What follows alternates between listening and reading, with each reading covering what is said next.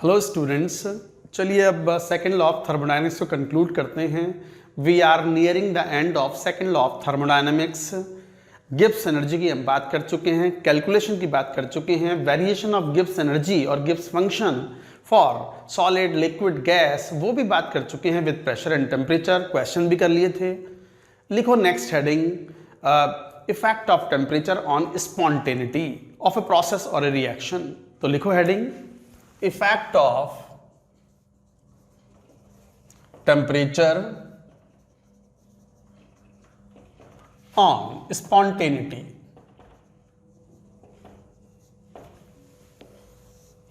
Spontaneity पे temperature का क्या प्रभाव पड़ता है। अब स्पॉन्टेनिटी कैसे चेक करते हैं, आपको पता है formula, delta G is equal to delta H. मान लो आर लगा दो, आर मतलब what, for a chemical reaction. तो delta G is equal to delta H minus T delta SR. Delta HR and delta SR are assumed to be temperature independent.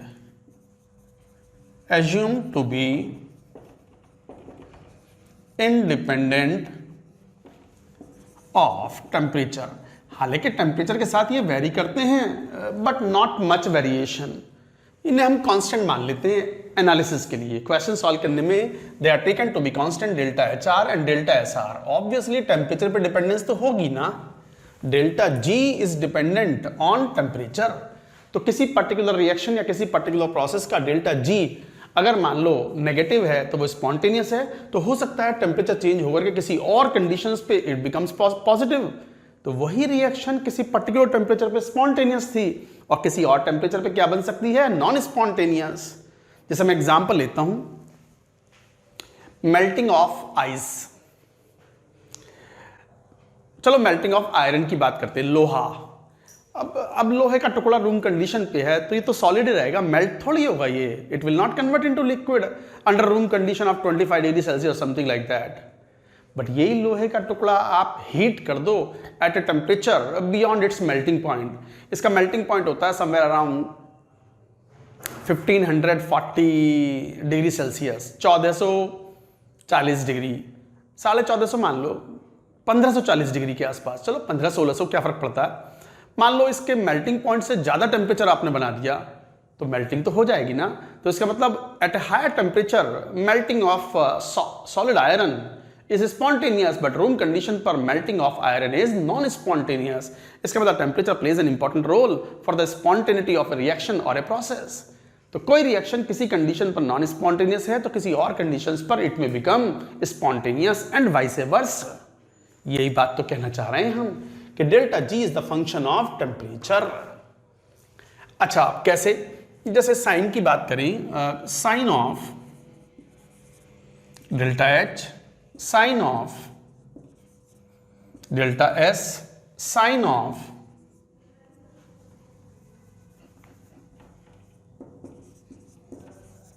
Delta G, और क्या inference है we can talk here. मान लो जैसे ये दोनों ही positive हों, enthalpy of reaction भी positive, entropy of reaction भी पॉजिटिव। पहला टर्म पॉजिटिव, ये पॉजिटिव टर्म हो गया। अच्छा, स्पॉन्टेनियस के लिए क्या चाहोगे? It should be more negative, negative for spontaneous.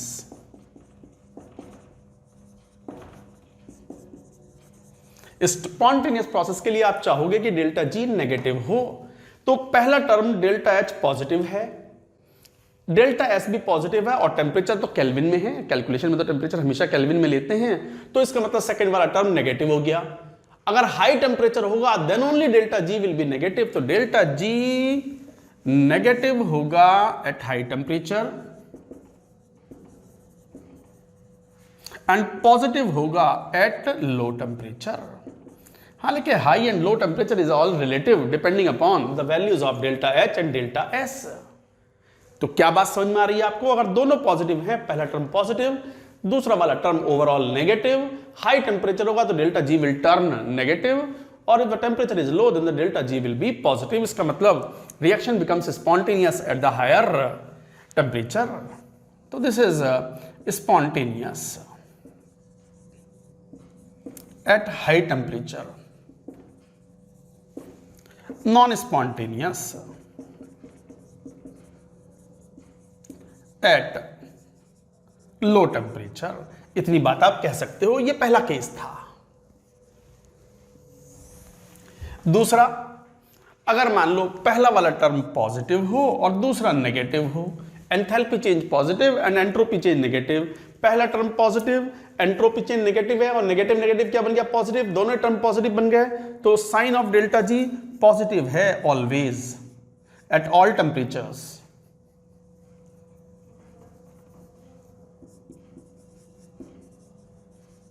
सभी टेम्परेचर्स पर दिस इज पॉजिटिव, और पॉजिटिव है तो इसका मतलब non spontaneous at all temperature conditions. अच्छा, दोनों ही नेगेटिव हो जाएं, या मान लो ऐसा कर दो, इसको नेगेटिव और इसको पॉजिटिव कर दो।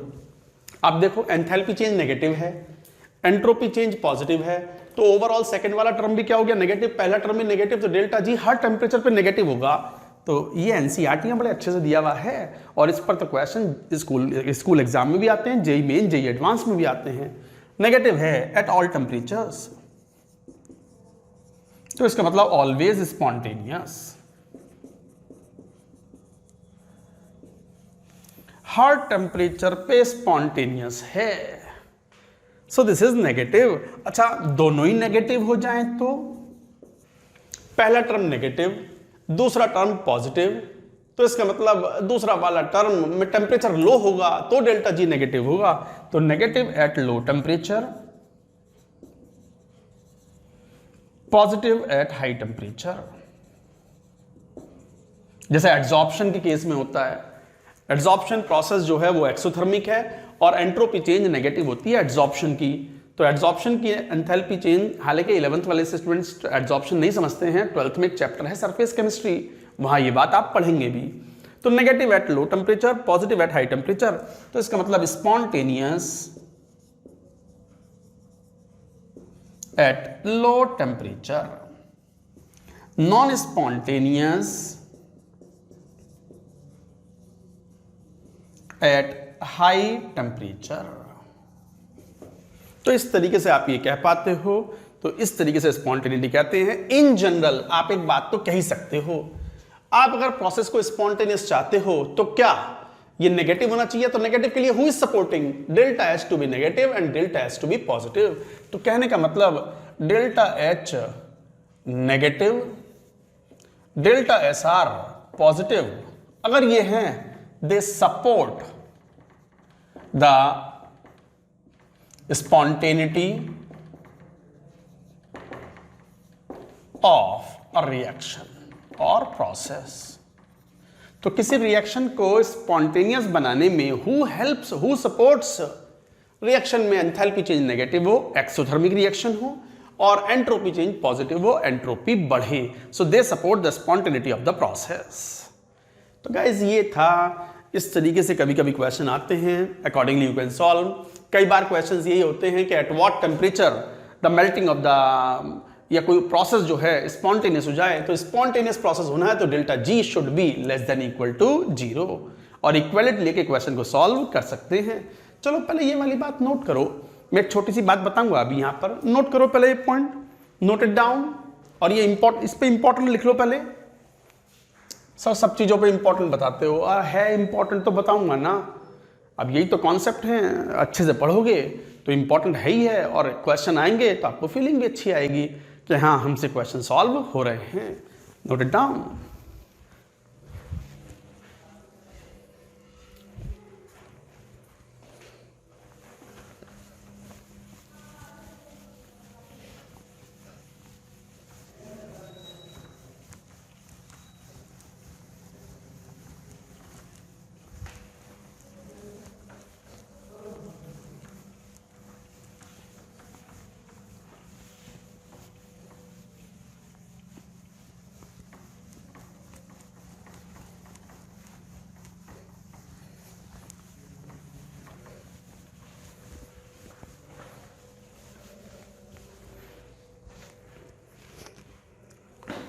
जैसे अभी हम यही वाली बात तो कह रहे थे कि delta G is equal to delta H minus T delta S. अगर क्वेश्चन आता है कि under what temperature conditions the process becomes spontaneous, तो टेम्परेचर कंडीशन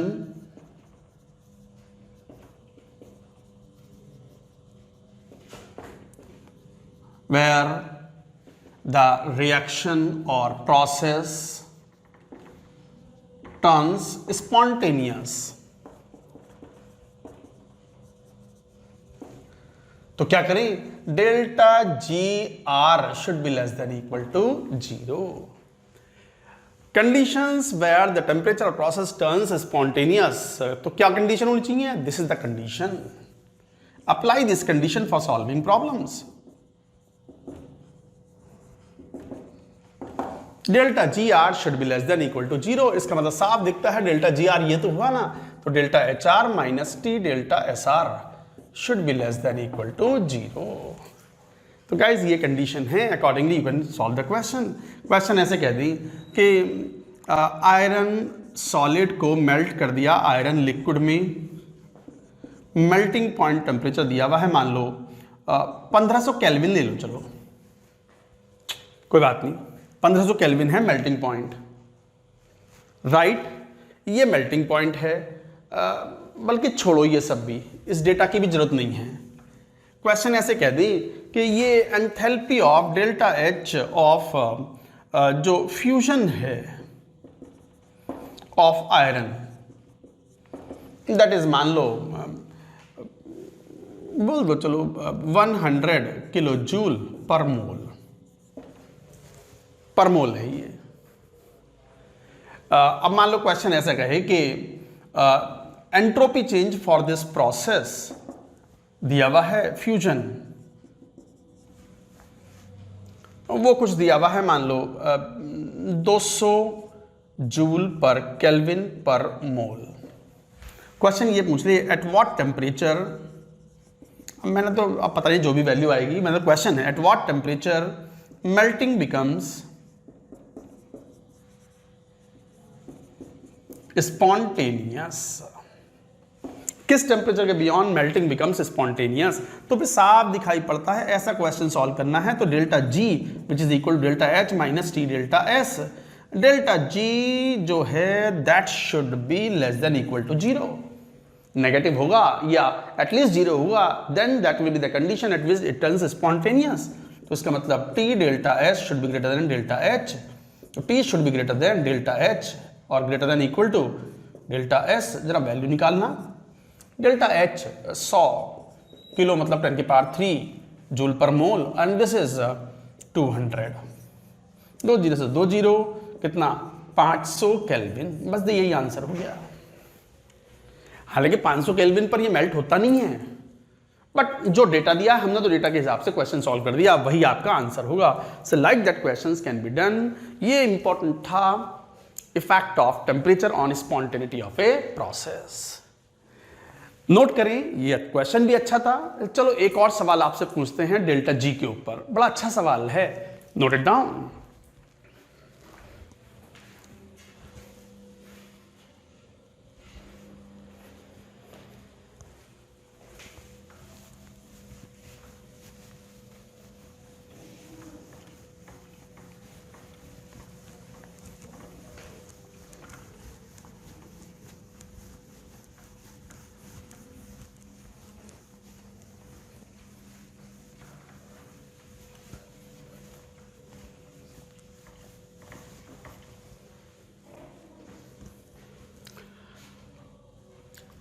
जैसे हम मान लो एक क्वेश्चन ऐसे पूछ लें, comment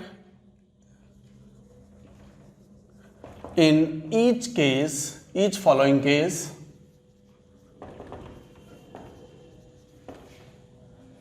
whether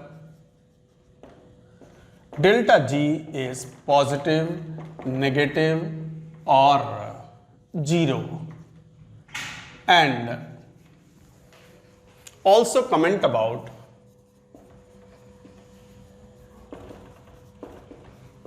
spontaneity of the following phase changes.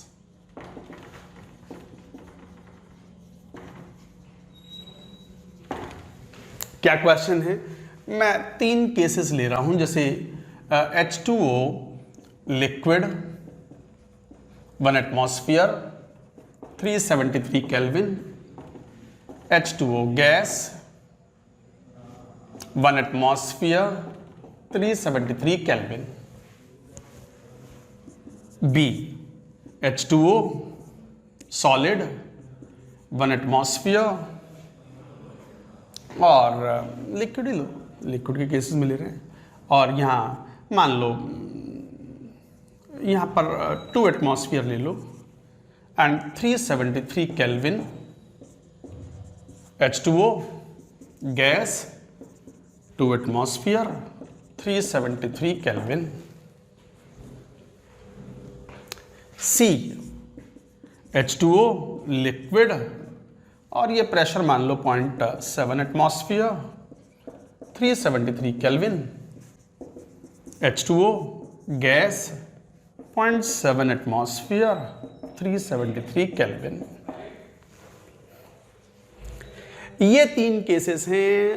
टिक मत मारना मेरे भैया, टिक मत मार देना, ऑब्जेक्टिव क्वेश्चन ना है, आपको सब्जेक्टिव क्वेश्चन है। तीनों ऑप्शंस में बताना है किस केस में डेल्टा जी पॉजिटिव हो सकता है, नेगेटिव हो सकता है, और पॉजिटिव हो सकता है, नेगेटिव हो सकता है, जीरो हो सकता है। उसी बेसिस पर आपको बताना है कि कौन स्पॉन्टेनियस है, कौन नॉन स्पॉन्टेनियस है, and about that write this question as one of the most important question.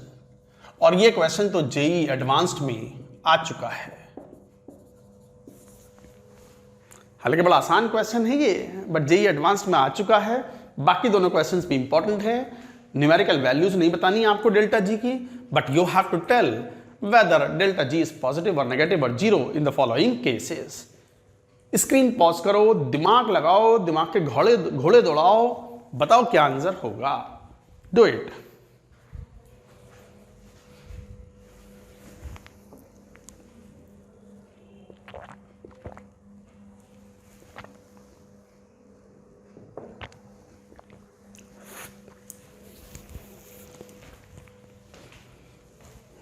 क्या आंसर आया? सुनो अच्छा, देखो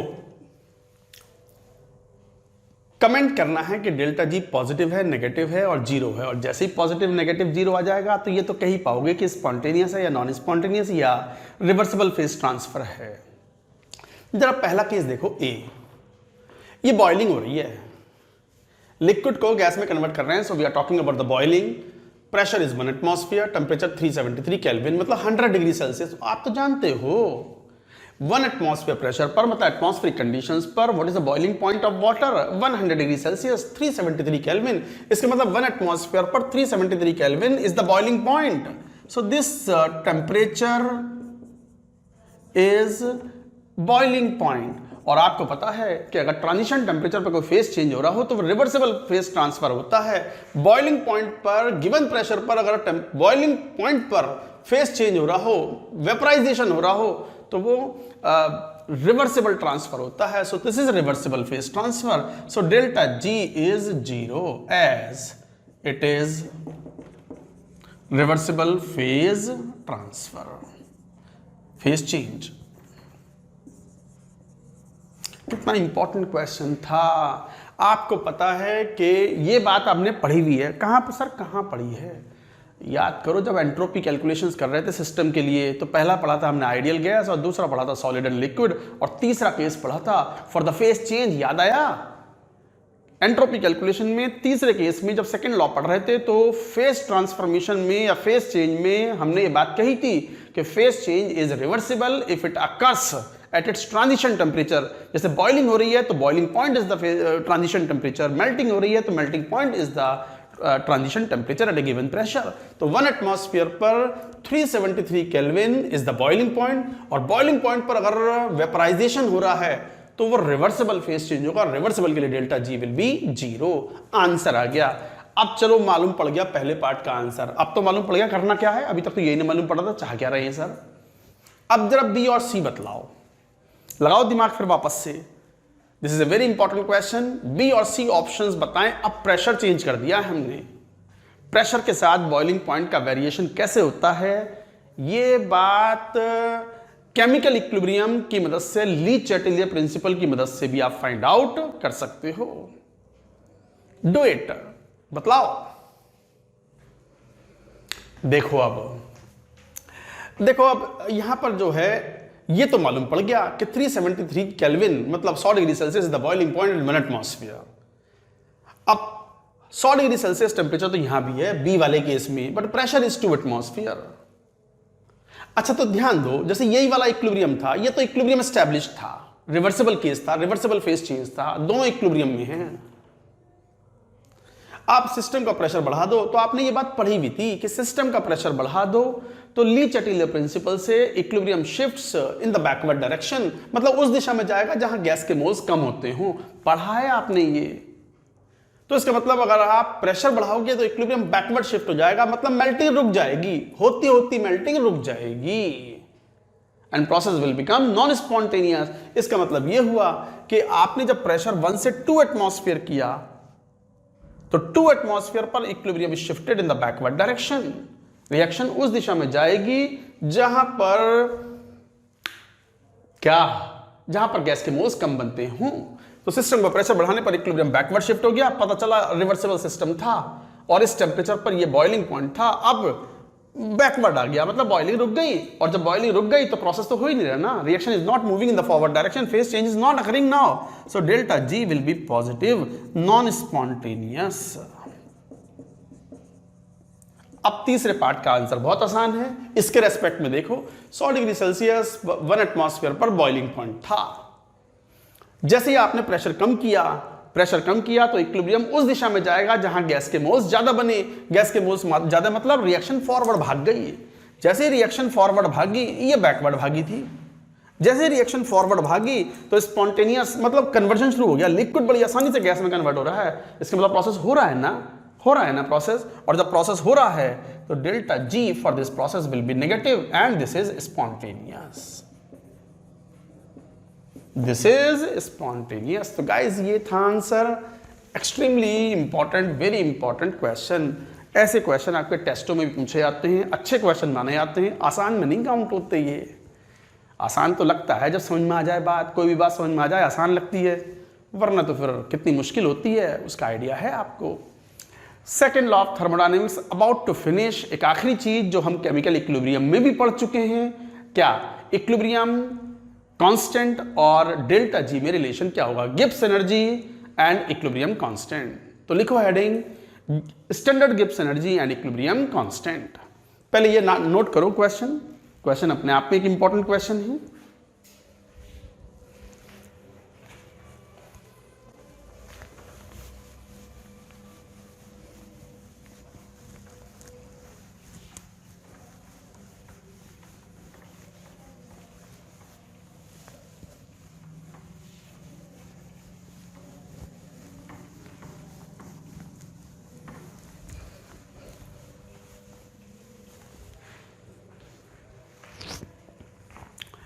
तो स्टैंडर्ड गिब्स एनर्जी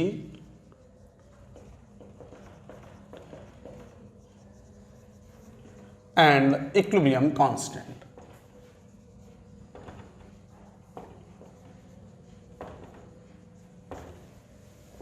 इनका रिलेशन। वैसे तो हम डायरेक्ट रिलेशन यूज करते हैं, कौन सा, delta G R is equal to delta G R naught plus 2.303 R T log of K equilibrium. याद है ये formula, already used this formula in chemical equilibrium. Already ये फॉर्मूला हम केमिकल इक्विलिब्रियम में यूज कर चुके हैं, जहां पर कौन क्या, अच्छा मैं डिराइव भी करूंगा। केमिकल इक्विलिब्रियम जब पढ़ रहे थे तो तब भी कहा था हमने कि हम इसको थर्मोडायनेमिक्स में डिराइव करेंगे। हालांकि डेरिवेशन की कोई वैल्यू नहीं है, डेरिवेशन तो पूछा नहीं जाता, बट कोई बहुत बड़ी बात भी नहीं है, बता देंगे। जो स्टूडेंट चाहेंगे स्किप कर दे डेरिवेशन, आप तो फॉर्मूला याद रखो, क्वेश्चन सॉल्व कर सकते हो। So what is delta G R, Gibbs energy of reaction. What is delta GR naught? Standard Gibbs energy of reaction.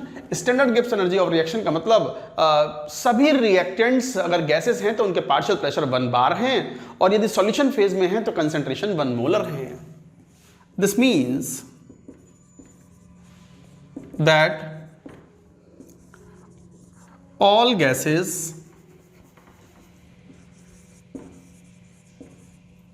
have 1 bar pressure and substance in solution have 1 molar concentration under standard conditions.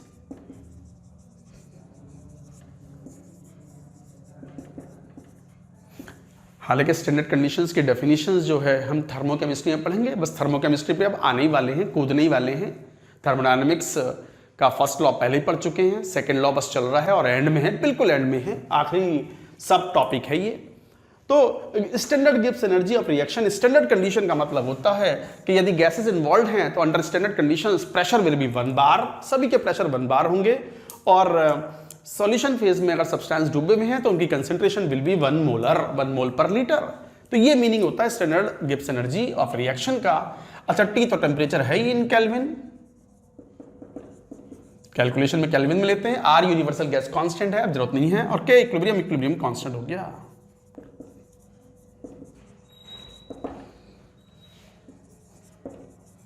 Given reaction का equilibrium constant. अच्छा, यहीं पे एक बात आती है, at equilibrium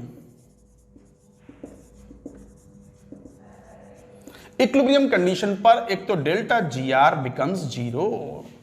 भाई ये रिएक्शन तो एक particular temperature, pressure and temperature पे हो रही है, तो डेल्टा जी क्या हो जाता है? 0। यही तो सेकंड लॉ ऑफ थर्मोडायनेमिक्स है कि इक्विलिब्रियम कंडीशन पर डेल्टा जी बिकम्स 0, तो delta G R becomes 0। And एक गलती करी है मैंने, उसको सही कर लो।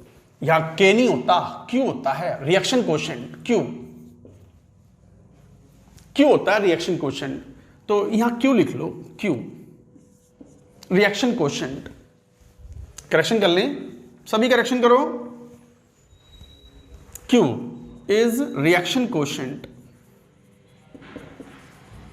हालांकि ये आपने केमिकल इक्विलिब्रियम में पढ़ा हुआ है, reaction quotient of reaction quotient हो गया बस। तो यहां क्यू होती है वैल्यू, तो इक्विलिब्रियम पर देख तो डेल्टा जी 0 हो गया, और क्यू किसके बराबर हो गया? के इक्विलिब्रियम के। इक्विलिब्रियम पर रिएक्शन कोशेंट की वैल्यू इक्विलिब्रियम कांस्टेंट के बराबर होती है, तो फिर क्या इक्वेशन बन के आ गई? 0 is equal to delta G R naught plus 2.303 R T log of K equilibrium. अब आएगा रिलेशन, तो यहां से ये रिलेशन आता है delta G R naught is equal to minus 2.303 R T log of K equilibrium. यही तो है रिलेशन बिटवीन देम। ये standard Gibbs energy of the reaction and this is equilibrium constant. अच्छा, याद रखना एक बात, इक्विलिब्रियम पर डेल्टा जी आर 0 होता है, delta G R naught standard Gibbs energy of reaction need not be 0। तो याद रखेंगे एट इक्विलिब्रियम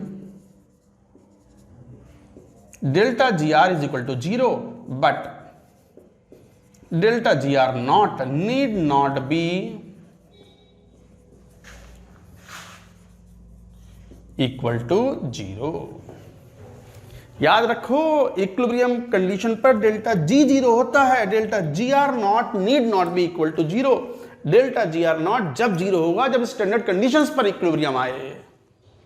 स्टैंडर्ड कंडीशंस का मतलब सभी पार्शियल प्रेशर 1 बार हों, सभी कंसंट्रेशन 1 मोलर हों, और उन कंडीशंस पे इक्विलिब्रियम आए, तब बोलोगे कि delta G R also will be equal to 0। मतलब सभी पार्शियल प्रेशर 1 हो गए, सभी मोलर कंसंट्रेशन 1 हो गई, तो इक्विलिब्रियम कांस्टेंट की वैल्यू भी क्या हो गई? 1 हो गई, और इक्विलिब्रियम कांस्टेंट की वैल्यू भी 1 हो गई, तो delta G R naught also will be equal to 0। समझ में आ रही है बात? तो याद रखना, this is very very important, very very important point. Equilibrium पर डेल्टा जी आर 0 होता है, delta G R naught need not be equal to 0। ये बात केमिकल इक्विलिब्रियम में जोर शोर से चिल्ला चिल्ला के बोल चुका हूं, फिर बोल रहा हूं, क्योंकि these are the regions or the points where students are gullible to commit the mistake. Gullible, G-U-L-L-I-B-L-E, gullible मतलब prone to do the mistake. कभी कभी हम अंग्रेजी भी सिखा दें आपको। अच्छा इंग्लिश का शब्द था गलीबल, मैंने भी बहुत दिनों बाद इस्तेमाल किया। शब्दों को इस्तेमाल करोगे तो आपको एक फील आएगी उस शब्द के मीनिंग के बारे में। खैर मैं तो हिंदी मीडियम से पढ़ा हुआ हूँ, अंग्रेजी का कोई नया शब्द आता है तो खुश हो जाता हूँ। आप मेरे जैसे बहुत सारे होंगे इसमें भी जिनका अंग्रेजी में हाथ थोड़ा टाइट होगा, बट कोई बात नहीं, अंग्रेजी उतना मैटर नहीं करता। लॉजिक, लाइफ में लॉजिक स्ट्रांग होने चाहिए। Logically you should be clear, that's it. Math science is all about the logic. Once your logics are clear you will be able to be through in any of the exams that you write। और JEE तो पूरा logical exam है, बढ़िया से logic clear हो, क्या maths physics सब कुछ बढ़िया चलता है। तो गाइज ये बड़ा इंपॉर्टेंट पॉइंट था, यू हैव टू रिमेंबर। तो इस तरीके से this is the relation. Equilibrium constant की वैल्यू दी हुई हो तो हम डेल्टा जी आर के लिए कैलकुलेट कर सकते हैं। डेल्टा जी आर दिया हुआ हो तो equilibrium constant we can calculate. चलो इसको डिराइव कर लेते हैं। Let us do the derivation of this equation. हालांकि derivation is not important at all, but still let us do the derivation. ये बात नोट करो, नोट इट डाउन,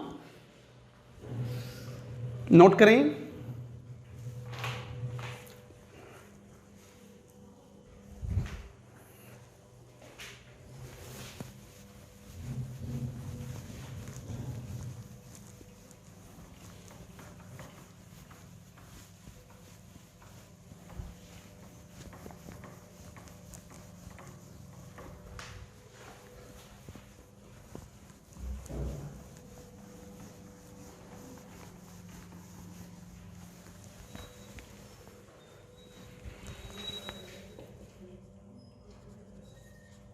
प्रूफ।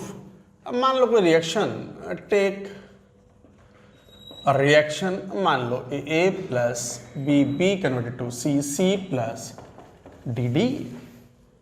अब एक बात तो पता है कि किसी सब्सटेंस के लिए D G is equal to V D P minus S D T, यही होता है, ऐसे ही बोलते हो। तो एट कांस्टेंट टेम्परेचर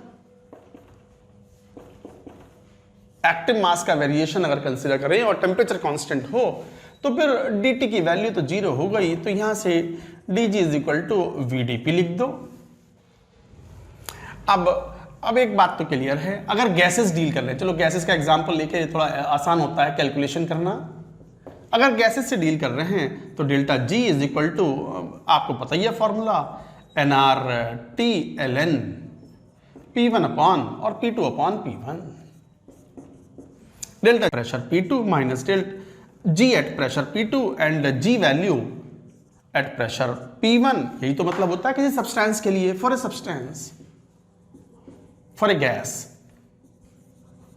तो किसी गैस के लिए G at pressure P2 minus G at pressure P1 is equal to nRT log of ln ले लो, ln P2 over P1।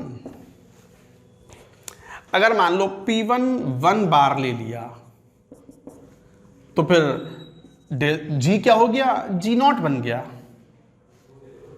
Not क्यों, नॉट का मतलब, G नॉट का मतलब स्टैंडर्ड कंडीशंस, नॉट मतलब स्टैंडर्ड कंडीशंस, और स्टैंडर्ड कंडीशंस पर pressure कितना होता है, 1 बार। तो प्रेशर अगर 1 बार ले लिया P1 तो फिर ये G नॉट बन गया, GP1 बिकम G नॉट। तो एक तरीके से ये G नॉट के बराबर हो गया। तो यहां से इक्वेशन आ गई G of P2 is equal to G naught plus nRT/ln P2 upon 1। जरा लिखना A के लिए, for A substance A, gas A, क्या लिखोगे, G of A is equal to Ga naught plus A moles हैं, मान लो इसके A मोल्स हैं, स्टोइकियोमेट्रिक कोएफिशिएंट, तो ART/ln P, मान लो प्रेशर है P ऑफ A, यही तो लिखोगे, ध्यान से देखो। तो यहां से इसको मैं ऐसे भी लिख सकता हूं कि G of A is equal to Ga naught plus A को पावर में ले जाओ तो RT/ln PA की पावर A। ऐसे GB क्या लिखोगे, सिमिलरली GB नॉट, नॉट मतलब under standard condition when the partial pressure of B is 1 bar, partial pressure of A is 1 bar, naught लगा रहे हैं मतलब pressure 1 bar, plus RT ln partial pressure of B की power P।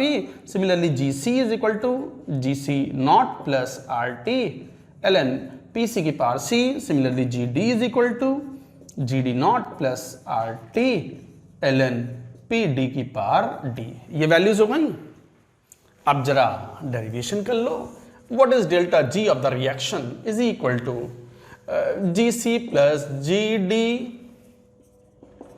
Minus G value of A plus G value of B। यही हुई values. तो GC is equal to कितना, GC naught, तो यहां से GC naught plus GD naught minus GA naught plus GB naught plus RT ln क्या जाएगा, अब पार्शियल प्रेशर ऑफ C की power C, partial pressure of D की power D, partial pressure of A की power A, partial pressure of B की power B at an instant. ये कौन है जरा बताइए, कौन है ये? Gibbs energies of the product minus Gibbs energies of the reactants, what is it? Gibbs energy of the reaction। तो एक तरीके से delta GR is equal to delta GR naught, ये Gibbs energy of the reaction होगा under standard conditions, plus RT ln what, Q। Reaction quotient ही तो है वो, रिएक्शन कोशेंट ही तो है। आ गया फॉर्मूला। इसको यूं भी कह सकते हो, delta GR is equal to delta GR naught plus 2.303 RT log of base 10 पर Q। यही तो था वो फॉर्मूला।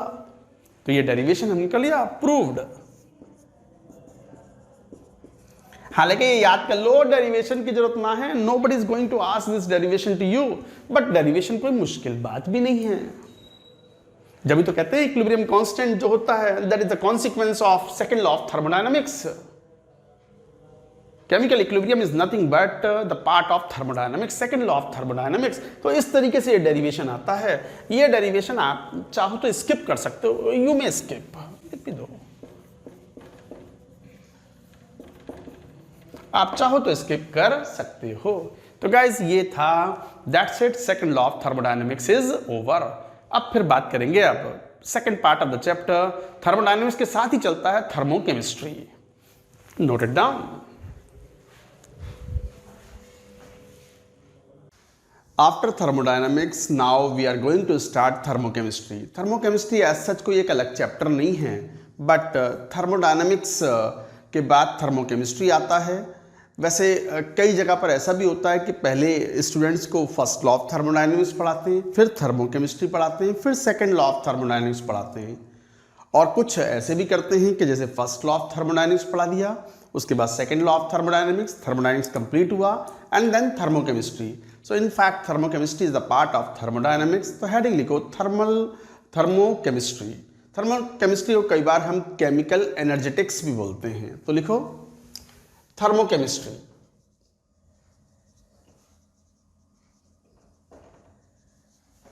और chemical energetics.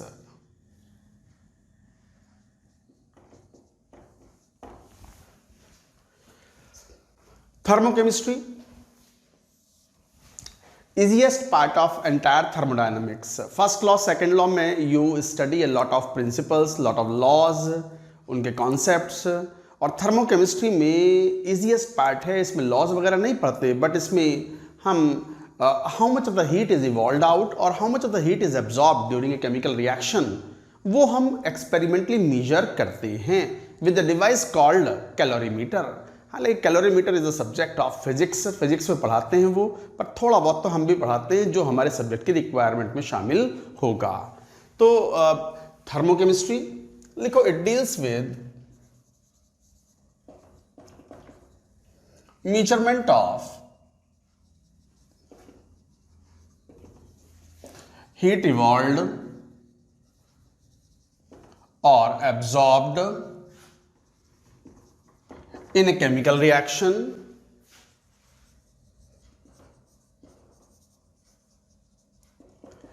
with the help of a device called calorimeter।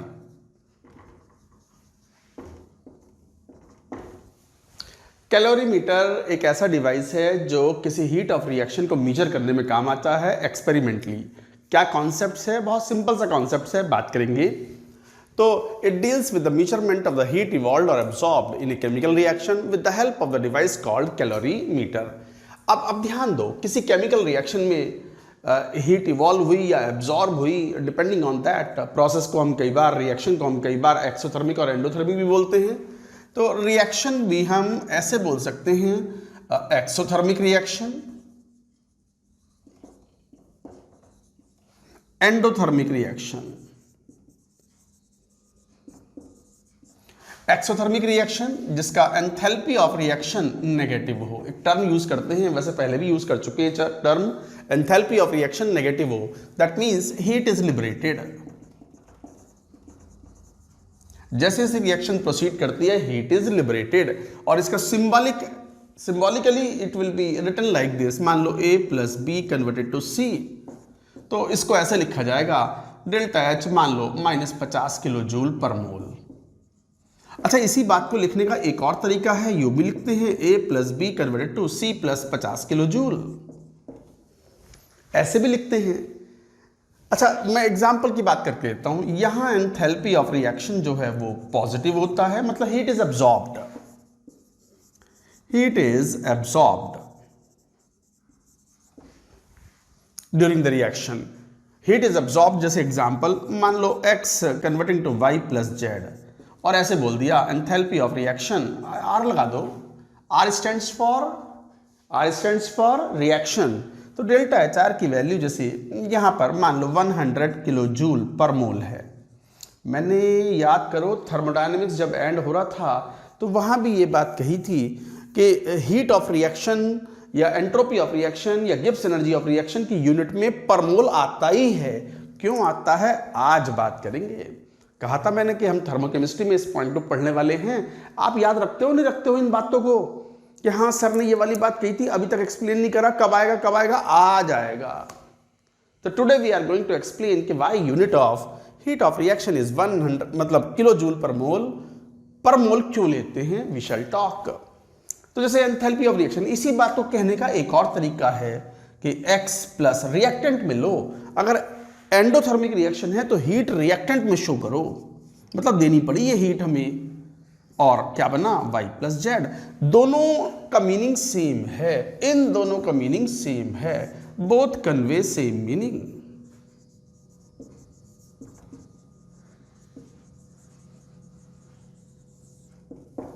Both convey same meaning.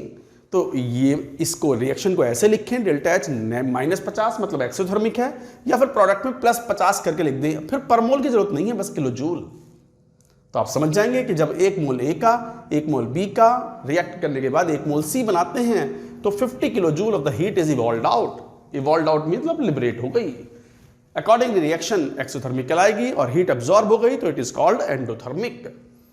अब यहीं पे एक जनरल टर्म डिफाइन करते हैं। देखो, हम बात करते हैं हीट ऑफ रिएक्शन, एक जनरल टर्म है इस पूरे चैप्टर में, थर्मोकेमिस्ट्री में हीट ऑफ रिएक्शन एक जनरल टर्म होगा, and various types of heat of reaction we shall talk about, जैसे enthalpy of formation, enthalpy of combustion, enthalpy of neutralization, enthalpy of solution, resonance energy,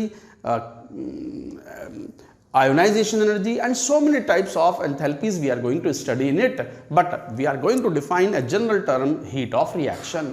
पूरी बात note करें, note it down.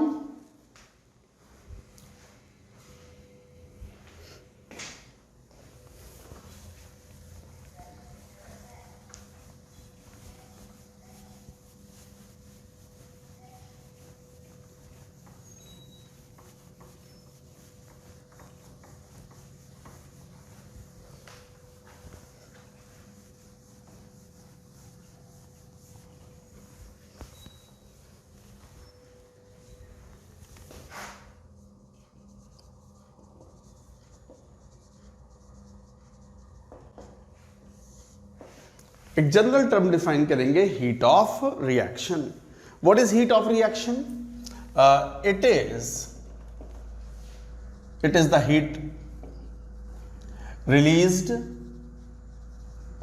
और absorbed in a chemical reaction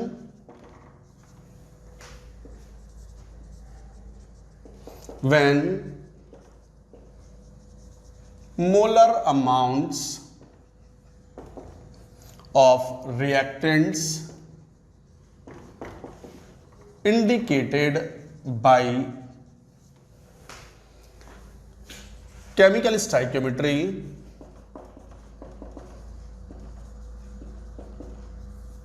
of reaction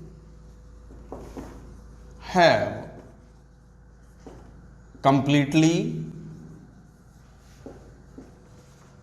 reacted to form products. ये है परिभाषा। परिभाषा देखने में सुनने में ऐसा लगता है थोड़ी सी टफर साइड पे है, नहीं कुछ नहीं है, मैं बताऊंगा कैसे है। It is the heat released or absorbed in a chemical reaction with in which amount of the reactant, if molar amounts of the reactants indicated by the chemical stoichiometry, if लिख दो, if or when, if या when कर दो इसको, so it is the heat released or absorbed in a chemical reaction when molar amounts of the reactants indicated by the chemical stoichiometry of the reaction have completely reacted to form the products. जैसे ये लो 2a plus 3b converted to c plus 2d। मान लो ये कोई एक general reaction हमने ले ली, ये बैलेंस रिएक्शन है, ये गिवन स्टाइक्योमेट्री है।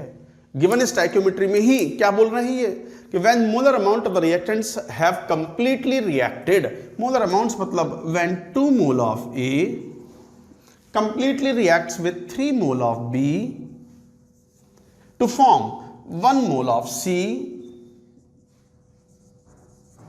and 2 moles of D. So whenever 2 mole of A reacts with the 3 moles of B to form 1 mole of C and 2 mole of D, whatever energy is liberated or absorbed is called heat of reaction. तो delta HR अगर बोल रहे हैं हम, मान लो plus 100 kilo joule per मोल, तो ये heat of reaction हो गया। This is heat of reaction. Heat of reaction मतलब enthalpy. Sir enthalpy of reaction ही क्यों लिया? Entropy of internal energy of reaction भी हो सकता है। तो आप एक काम कर लो, चलो कुछ मत कहो, सिंपली बोल दो हीट ऑफ रिएक्शन। चलो डेल्टा HR में मैं समझाता हूँ कि डेल्टा HR कब होता है और डेल्टा UR कब होता है। तो इसी को बोल देंगे heat of reaction. Heat of reaction at constant pressure. अब तो ठीक है, heat of reaction at constant pressure. आपने जो हीट ऑफ रिएक्शन मेजर की होगी तो किसी कंडीशन पे तो की होगी, और आपको तो पता है कि heat given at constant pressure is equal to change in enthalpy. पता है या नहीं पता है? बड़ा चिल्ला चिल्ला के मैंने ही बोला हुआ है क्लास में, और आपको वेरी इंपॉर्टेंट करवा के लिखवाया भी है हम शुरुआत में जब थर्मोडायनामिक्स पढ़ रहे थे फर्स्ट लॉ में। हीट गिवन एट कांस्टेंट और heat exchange eight constant pressure is delta H and heat given at constant volume is delta U। तो अब मैंने डेल्टा HR, क्योंकि मोस्टली कांस्टेंट प्रेशर पे ही रिएक्शन प्रोसीड करती हैं और वहीं हम हीट ऑफ रिएक्शन मेजर करते हैं मोस्ट कॉमनली। तो डेल्टा HR इज, मान लो 100 लिखा हुआ है फॉर एग्जांपल, से कुछ भी हो सकता है, तो जनरल रिएक्शन है, तो इसका मतलब ये एंडोथर्मिक रिएक्शन है and this much amount of the heat is absorbed. अच्छा, what is the meaning of per mole? Unit is per mole, unit of heat of reaction kilo joule per mole और kilo calorie पर मोल।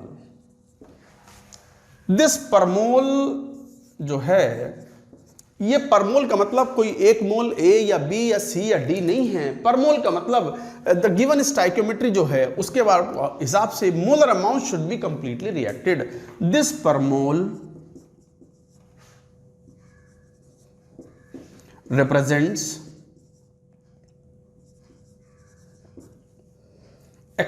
this per mole represents that extent of reaction is complete, per mole extent of reaction।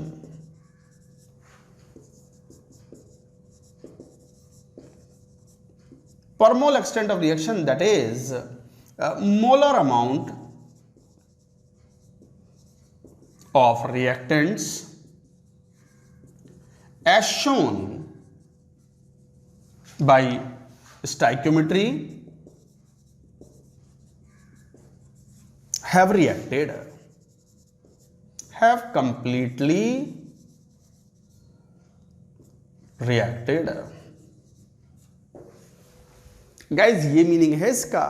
तो this पर मोल का means पर मोल extent of reaction, मतलब पर मोल extent of reaction का मतलब when 2 mole of A reacts completely with the 3 moles of B to form 1 mole of C and 2 mole of D, then 100 kilojoule of the heat is absorbed and enthalpy of the reaction will be written or heat of reaction will be written 100 kilojoule per mole। per mole का मतलब not any particular reactant or any product। हमेशा heat of reaction, entropy of reaction, कहीं भी reaction वाला word आ गया है उसकी unit में पर मोल आएगा।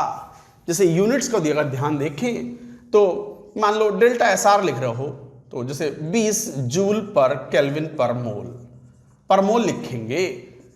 एंट्रोपी ऑफ रिएक्शन जब भी लिखेंगे, डेल्टा HR लिख रहे हो मान लो, एंथैल्पी ऑफ रिएक्शन तो मान लो अगर +100 है तो 100 किलो जूल पर मोल लिखेंगे।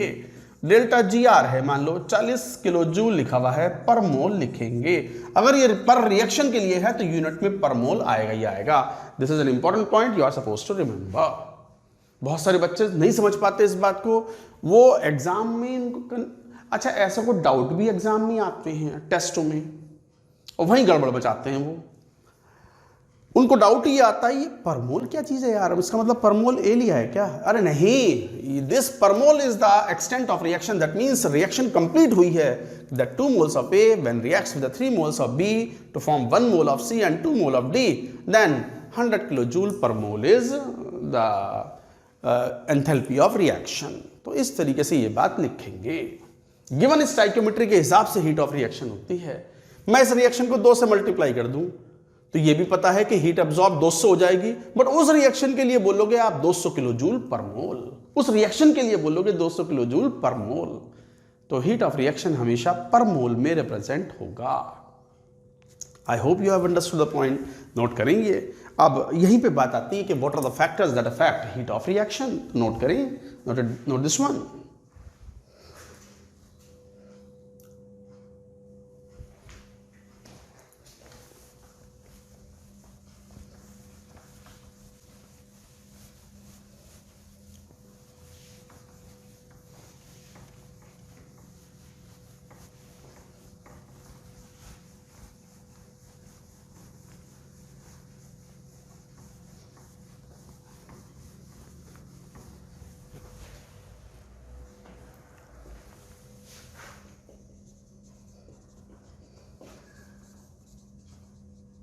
Factors affecting heat of reaction.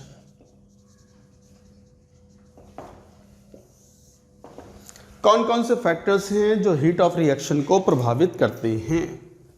तो पहला फैक्टर तो यही है कि हीट ऑफ रिएक्शन इस बात पे डिपेंड करता है कि measurement of the heat of reaction is done at constant pressure और at constant volume. At constant pressure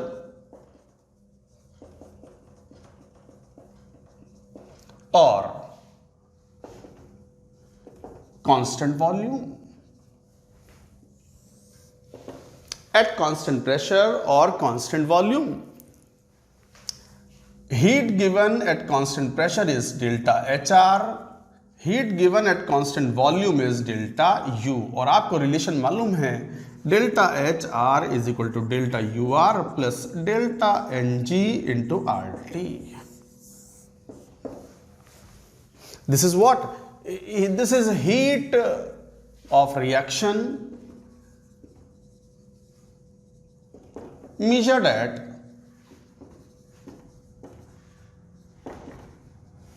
constant pressure।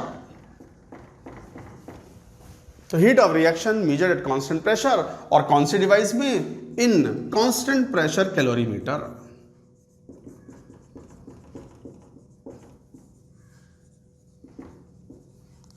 हमने बताया अभी तक कैलोरीमीटर एक ऐसा डिवाइस है विच हेल्प्स और which determines the heat of reaction.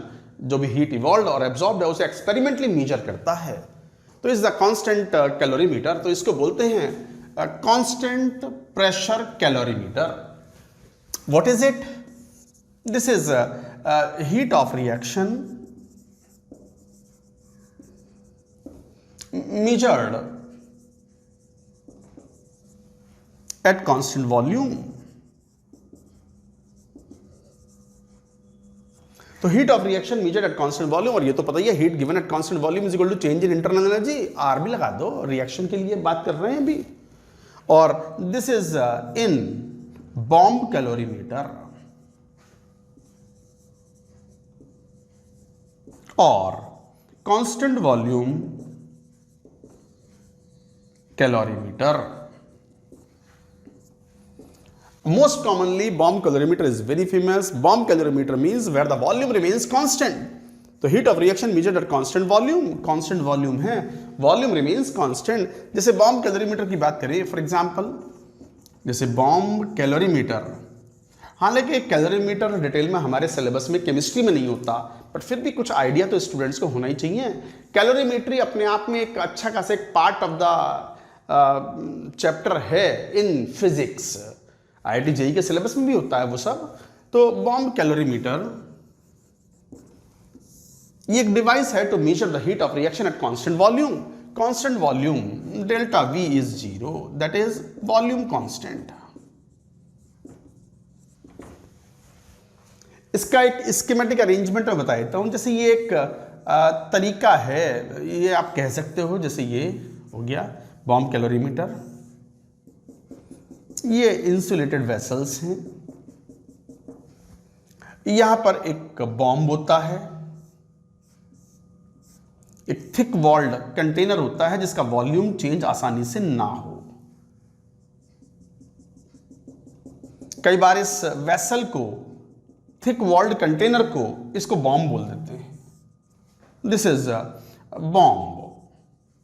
और बॉम्ब का मतलब वो नहीं कि बम से उड़ा दिया, बॉम्ब बोलते हैं इसको constant volume vessel, constant volume vessel.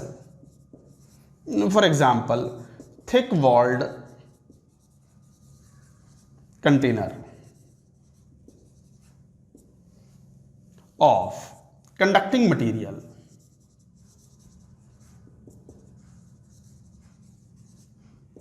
For example copper. तो ये बॉम्ब है, बॉम्ब के अंदर मान लो हम कंबस्शन फाइंड आउट करना चाह रहे हैं, तो हमने CH4 भर दिया 1 मोल प्लस एक्सेस ऑफ O2 भर दिया इसमें फॉर कंबस्शन। मान लो हम heat of combustion of methane find out करना चाह रहे हैं, तो 1 मोल मीथेन भर दिया हमने और एक्सेस ऑफ O2 रख दिया और स्पार्क जनरेट करवाया, स्पार्क इनिशिएटेड।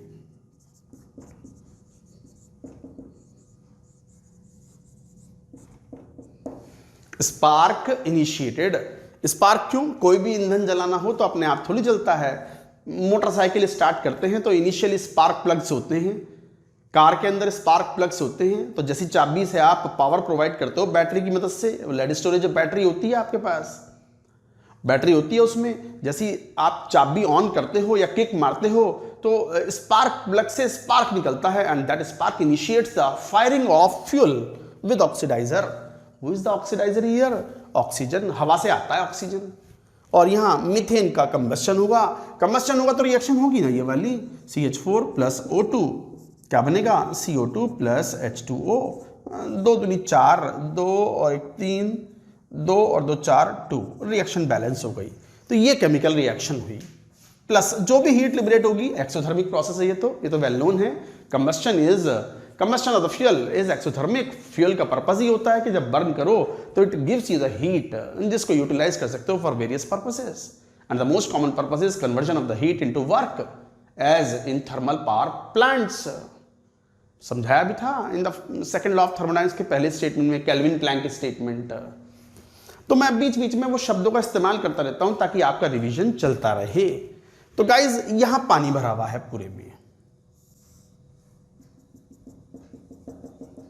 सुनते भी जाओ, बनाते भी जाओ स्ट्रक्चर को, ये जो बना रहे हैं। This is liquid water, water liquid भरा हुआ है और एक थर्मोमीटर भी यूज करते हैं, टेम्परेचर मेजर करना तो पड़ेगा ना।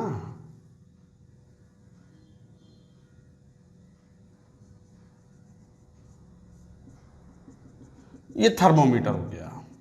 एक स्टरर भी यूज करते हैं, स्टरर मतलब चम्मच टाइप की, ताकि जो भी हीट लिबरेट हो बॉम्ब के अंदर वो कंडक्टिंग मटेरियल है। ये कंडक्टिंग मटेरियल से होते हुए वो हीट वाटर को मिले और वाटर का टेम्परेचर बढ़े तो हम टेम्परेचर मेजर कर पाएँ।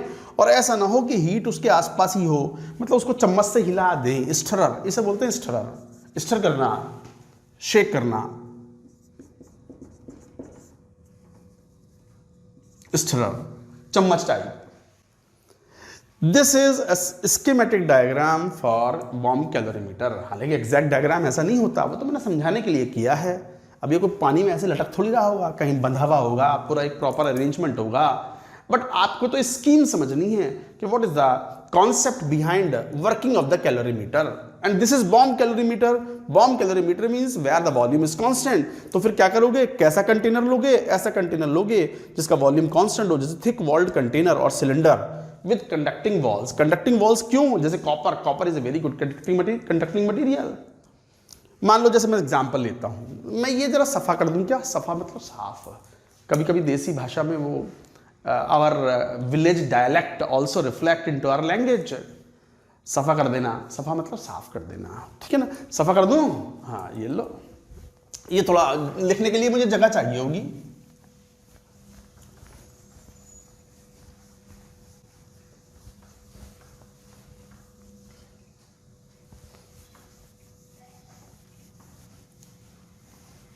हाँ, जैसे हम यहाँ बॉम्ब कैलोरीमीटर की बात कर रहे हैं, मैंने एग्जाम्पल लिया कि let us talk about the measurement of the heat of combustion of methane, and methane is filled, 1 mole of the methane is filled in the bomb.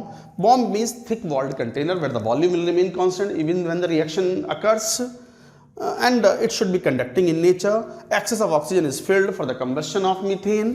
When the spark is initiated, combustion will occur, a lot of heat will be liberated, plus heat. Lot of heat will be liberated, and of course that heat will increase the temperature of the content, and that heat will be dissipated through this conducting walls of the bomb, और वो जो है पानी absorb कर लेगा। और पानी का टेम्परेचर कितना था वो हम मेजर कर लेंगे।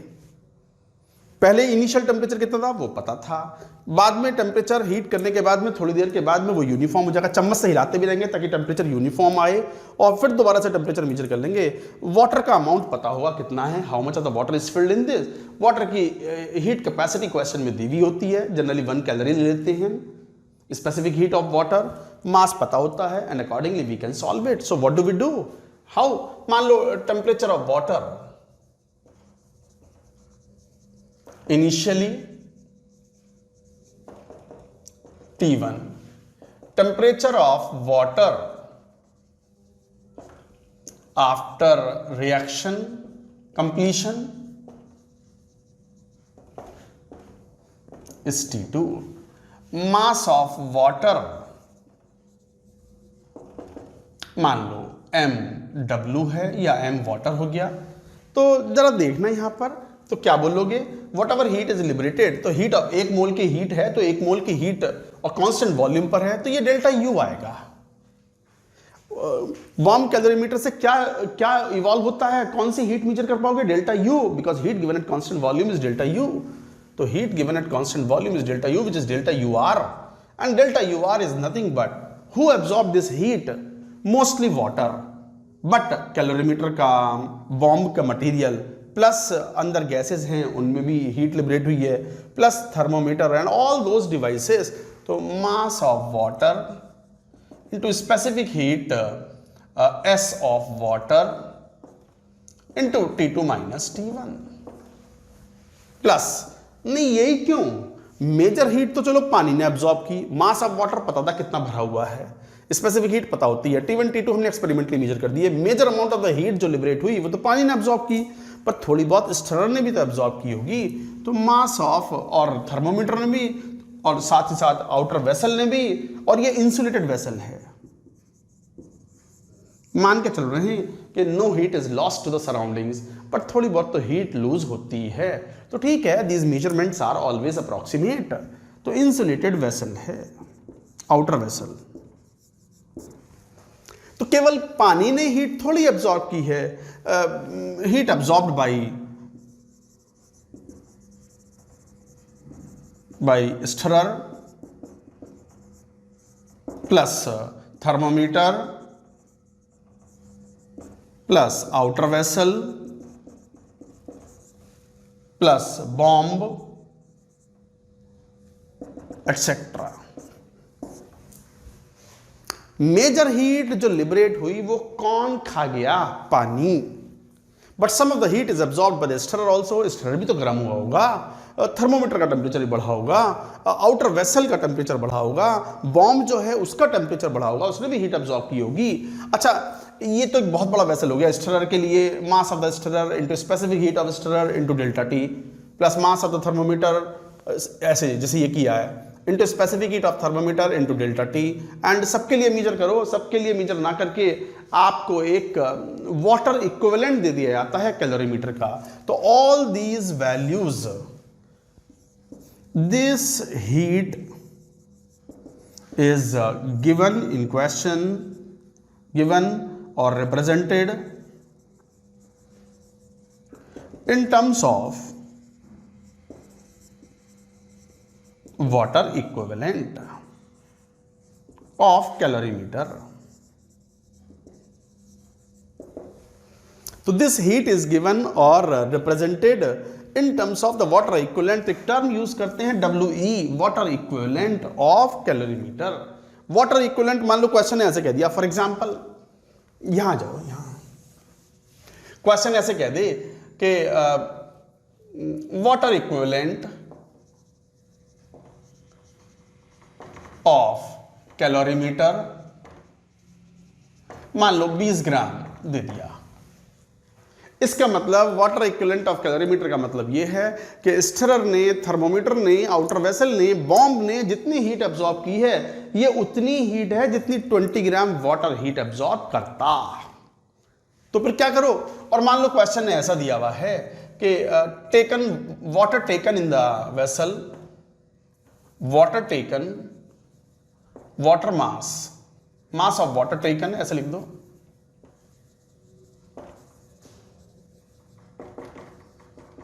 मास ऑफ वाटर टेकन मान लो m वाटर है, ऐसे दे दिया। तो फिर आप क्या बोलोगे? ये सब टर्म हटा दोगे और क्या बोल दोगे? Heat given at constant, liberated at constant volume is equal to delta U R, and that will be equal to mass of water plus water equivalent WE 20 gram into specific heat of water into delta T. Delta T हमने experimentally measure कर लिया। Specific heat of water 1 calories होती है, या question में दी हुई होगी value, और मास ऑफ द वाटर हमें क्वेश्चन में दिया हुआ होगा। वाटर इक्विवेलेंट 20 ग्राम दिया हुआ है, इसका मतलब बाकी जितने भी कंपोनेंट्स हैं पानी को छोड़ करके, मेजर हीट तो पानी ने एब्जॉर्ब की है, बाकी जितने कंपोनेंट हैं, चम्मच हो गई, थर्मोमीटर हो गया, आउटर वेसल हो गया, बॉम्ब हो गया, एनी अदर कंपोनेंट हो गया, वो भी तो गर्म होगा।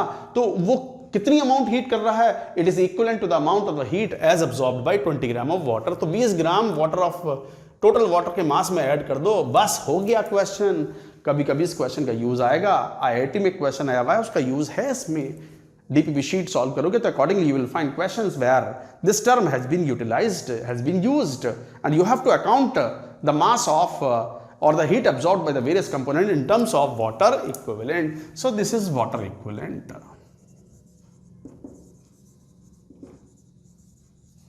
I hope you have understood the point. So this is the concept. Ultimately, depending upon how you are measuring the heat, what is the manner in which you are measuring the heat, at constant volume or at constant pressure.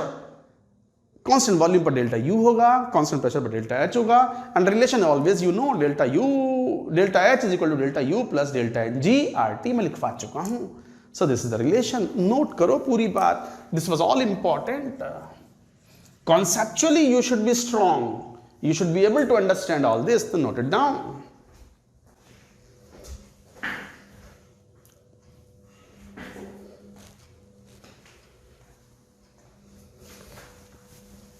हम पढ़ रहे थे factors affecting heat of reaction.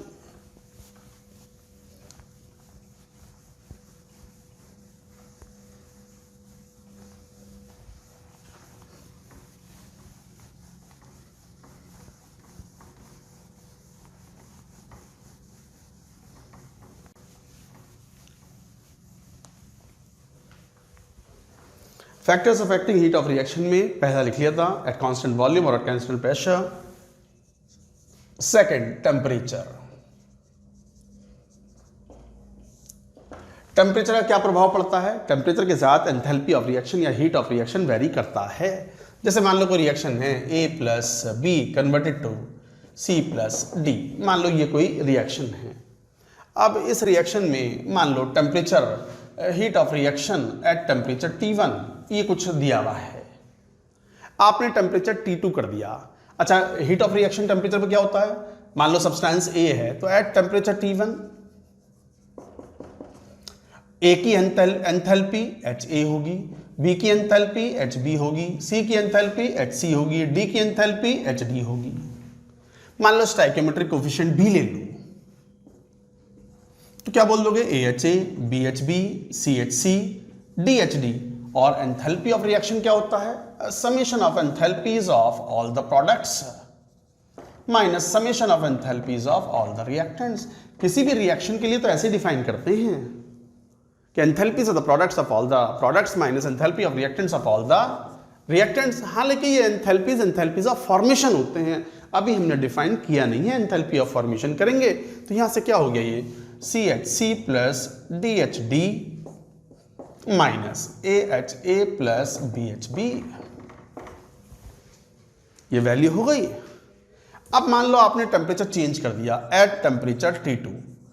T2 T1 से बड़ा भी हो सकता है, कम भी हो सकता है। आपने टेम्परेचर चेंज कर दिया और टेम्परेचर चेंज करोगे तो एक बात तो क्लियर है आपको कि डेल्टा H क्या होता है। कैसे लिखते हो किसी सब्सटेंस के लिए? ऐसे लिखते हो, इंटीग्रल N CP dt, ऐसे तो लिखते हो 1 to 2। यही तो तरीका है।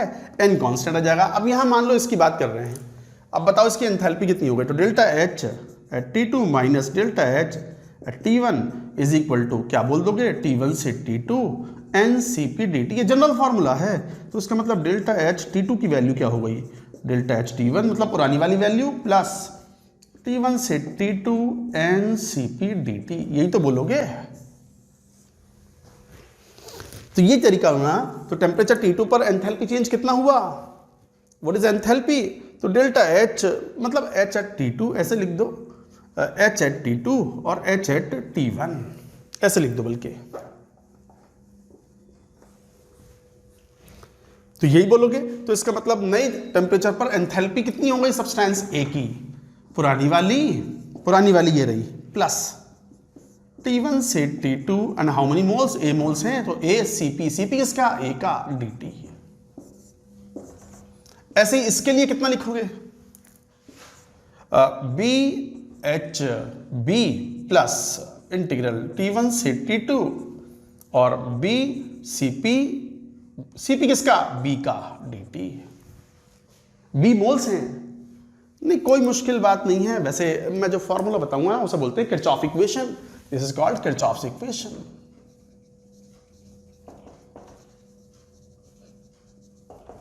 किरचॉफ्स इक्वेशन है टेम्परेचर का वेरिएशन कैसे होता है एंथैल्पी ऑफ रिएक्शन पर या हीट ऑफ रिएक्शन पर। तो अकॉर्डिंगली ये हो गया। ऐसे ही C के लिए भी आ जाएगा, ऐसे ही D के लिए भी आ जाएगा। तो नए टेम्परेचर पर हीट ऑफ रिएक्शन क्या हो गया? क्या हो जाएगा? Summation of enthalpies of the products at temperature T2 minus summation of enthalpies of all the reactants at temperature T2। नए वाले टेम्परेचर पर, तो नए वाले टेम्परेचर पर यहां क्या आ जाएगा? CHC प्लस इंटीग्रल वाला साइन DHD, जब वो जोड़ोगे और इसमें से घटाओगे तो क्या हो जाएगा? इसको मैं लिख ही दूं, एक टर्म तो लिख ही दूं, CHC प्लस इंटीग्रल T1 से T2 CPC dt, ऐसे यहां आ जाएगा। जब प्रोडक्ट जोड़ोगे और रिएक्टेंट घटाओगे तो CHC plus DHD minus AHA minus BHB आएगा। तो अल्टीमेटली ये डेल्टा HR आ गया एट टेम्परेचर T1। लिख कर देखो तो आएगा प्लस dt कॉमन है सब में, तो यहां पर T1 से T2 and you will have CPC plus DCPD minus A, बल्कि हटा दो, माइनस ACPA प्लस CPB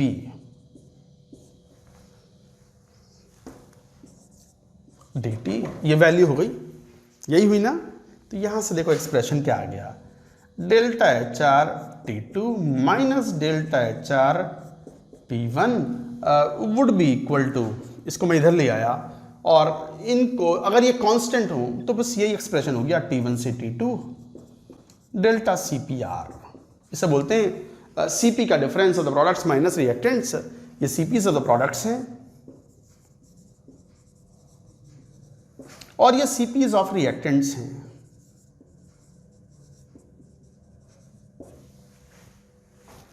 तो डेल्टा CPR इंटू dt, इस तरीके से। सो दिस इज द एक्सप्रेशन। अगर मान लो डेल्टा CPR टेम्परेचर इंडिपेंडेंट हो, कांस्टेंट हो, तो उसको भी इंटीग्रेशन साइन से बाहर ले ले। तो if delta CPR is constant then क्या हो जाएगा, delta HR T2 minus delta HR T1। Cut तो नहीं गया, पता नहीं, जरा देखियो एक बार, मैं भी देख लूंगा, इसको बाद में ले लेंगे। डेरिवेशन है, मेरे साथ साथ करें, वैसे कोई मुश्किल बात नहीं है। T1 is equal to delta CPR भी बाहर हो गया और dt का इंटीग्रल T2 माइनस T1, तो delta CPR into T2 minus T1। मैं जरा ऊपर से क्लीन करने वाला हूं, पूरी बात नोट करो। अब मैं फॉर्मूले पे आऊंगा, ये तो डेरिवेशन था, आ गया ये फॉर्मूला, इसी से मैं फॉर्मूला लिखूंगा, नोट इट डाउन।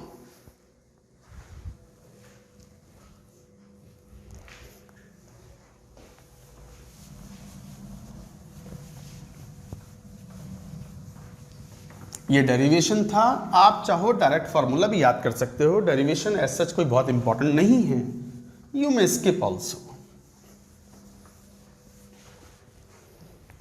जरा देखना फॉर्मूला, अल्टीमेटली ये आ गया, delta HR enthalpy of the reaction at temperature T2 minus enthalpy of reaction at temperature T1 upon T2 minus T1 is equal to delta CPR।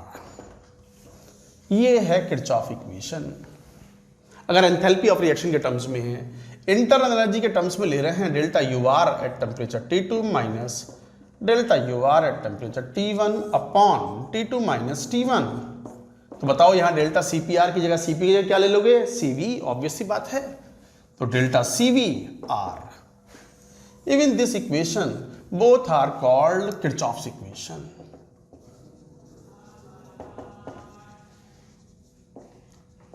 Both are called Kirchhoff's equation. तो ये है Kirchhoff's equation. और where T1 T2 समझते ही हो, enthalpy of reaction समझते हो, what is delta CPR, summation of CPs of all the products minus summation of CPs of all the reactants। ये मतलब है इसका, CPs of all the products including their stoichiometric coefficient, वो तो total CP है, and total CP of all the reactants, CP values of all the products minus CP values of all the reactants। कैसे लिखेंगे, मैं तो ये clean करने वाला हूं, पूरी बात नोट करो।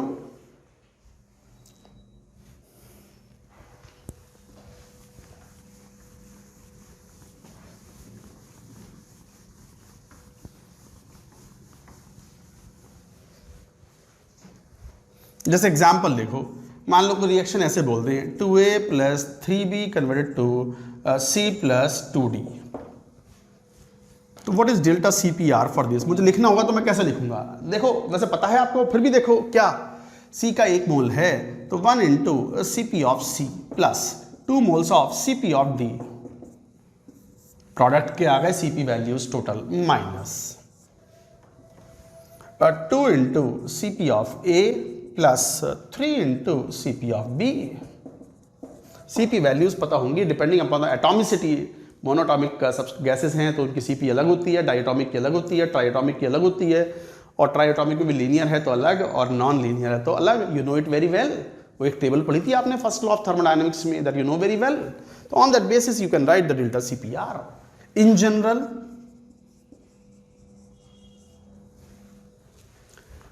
What will you say in general? in general you will say that a plus b converted to c plus dd। तो ऐसे में क्या बोलोगे, delta C P R is equal to C into C P C plus D into C P D minus A into C P A plus B into C P B. Accordingly stoichiometric coefficient को use करते हुए you can do, इसका use बीच बीच में किसी किसी question में आएगा कि मान लो क्वेश्चन कहेगा कि 250 केल्विन पर enthalpy of reaction is this much, बताओ 300 केल्विन पर एंथैल्पी ऑफ रिएक्शन क्या होगा। सीपी का डेटा क्वेश्चन में दिया हुआ होगा, अगर आइडियल गैसेस मेंशन होंगी और गैसेस रिएक्शन हो तो आप सीपी का आइडिया कुछ भी लगा सकते हो, you know it, and accordingly questions can be solved. तो गाइस ये था सेकंड, पढ़ क्या रहे थे हम, factors affecting heat of reaction. पहला पढ़ लिया, depending upon the condition at constant volume or at constant pressure you will get delta U or delta H depending upon the condition of the constant volume and constant pressure। दूसरा था temperature क्या प्रभाव पड़ता है। तीसरा heat of reaction, same reaction के लिए heat of reaction depends on allotropic form और in the physical state also. लिखो third,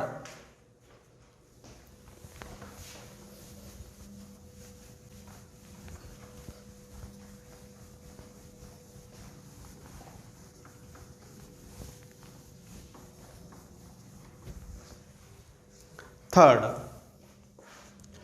physical state of substance और एलोट्रोपिक फॉर्म, इनका भी प्रभाव पड़ता है। जैसे एलोट्रोपिक फॉर्म की बात करूं, कार्बन डायमंड का कंबस्शन करा रहे हैं, मिलना जो है वो CO2 ही है। ग्रेफाइट का कंबस्शन कराओ, मिलना CO2 ही है। बट ध्यान दो, ग्रेफाइट में केमिकल बॉन्डिंग का नेचर डिफरेंट था, स्ट्रक्चर अलग थी, और डायमंड में अलग थी स्ट्रक्चर। अकॉर्डिंगली यहाँ एंथैल्पी ऑफ रिएक्शन अगर मान लो x kilo joule per mole है, वैसे तो माइनस में होता है तो x की वैल्यू ऑब्वियसली माइनस में होगी, कंबस्शन है ना, और ये delta HR heat of reaction, ये तो जनरल टर्म है हीट ऑफ रिएक्शन, ये अगर y kilo joule per mole है तो obviously x is not equal to y। No, x is not equal to y। तो एलोट्रोपिक फॉर्म का भी प्रभाव पड़ता है इन द केमिकल रिएक्शन। और अच्छा, फिजिकल स्टेट का भी प्रभाव पड़ता है। अनदर एग्जांपल, मान लो H2 का कंबस्शन करा रहे हैं और हाफ O2 गैस, H2 एक फॉर्म में लिक्विड में बना, ये लिक्विड में बनाया, और हाफ O2, और मैं यदि गैस में लिखता हूँ स्टीम के फॉर्म में, यहाँ एंथैल्पी ऑफ रिएक्शन मान लो P kilo joule per mole है, और यहाँ एंथैल्पी ऑफ रिएक्शन यदि Q kilo joule per mole है, तो obviously guys both will be different, so P will not be equal to Q, both will be different, क्योंकि यहाँ liquid है, यहाँ गैस है। लिक्विड और गैस करने में एक और एंथैल्पी इन्वॉल्व होती है, enthalpy of vaporisation, that also will come. तो गाइस ये था हीट ऑफ रिएक्शन, ये परिभाषा थी हीट ऑफ रिएक्शन की। यूनिट हमेशा किलो जूल पर मोल या किलो कैलोरीज पर मोल मैंने आज एक्सप्लेन किया है, याद रखें, नोट करो ये पूरी बात।